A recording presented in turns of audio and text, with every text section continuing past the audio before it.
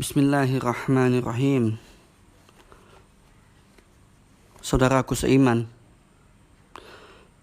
maka hendaknya setiap kita berpikir tentang hakikat hidup di dunia, bahwasanya kita akan kembali kepada Allah Tabaraka wa Ta'ala, bahwasanya kita akan dimintai pertanggungjawaban oleh Allah Tabaraka wa Ta'ala.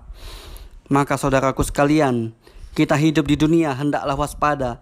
Jangan sampai kemudian kita tenggelam di dalam dunia, karena sesungguhnya ketika kapal itu telah dipenuhi oleh air di lautan, ia akan karam dan tenggelam.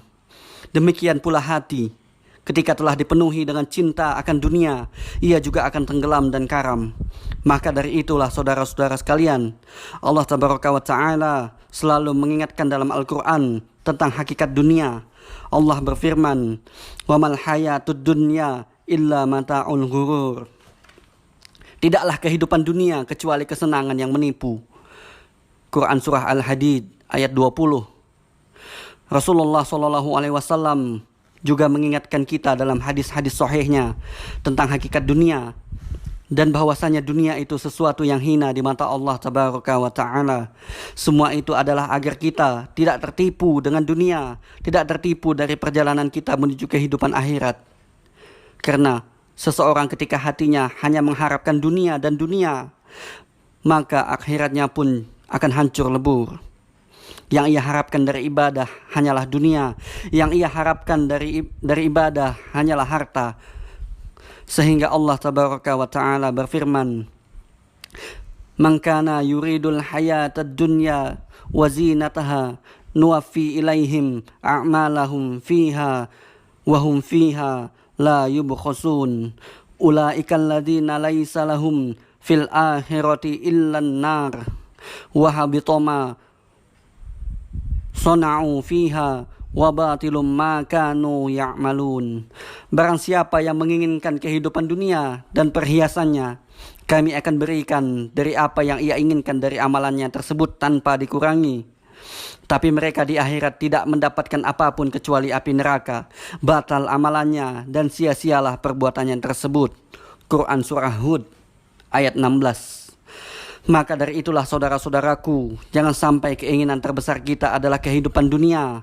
Adalah di antara doa Rasulullah SAW, beliau minta kepada Allah, "Wala taj'alid dunya akbaro hammina wala mablagho ilmina."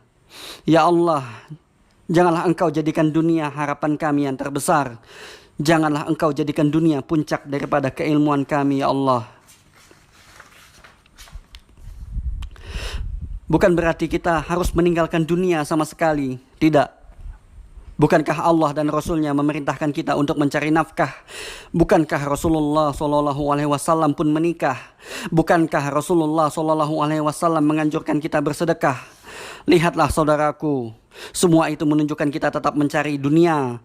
Akan tetapi yang harus kita waspadai bahwa jangan sampai dunia itu melupakan kita dari tujuan kita yang utama dalam kehidupan ini. Karena tujuan yang utama di dunia adalah ibadah kepada Allah Tabaraka wa Ta'ala.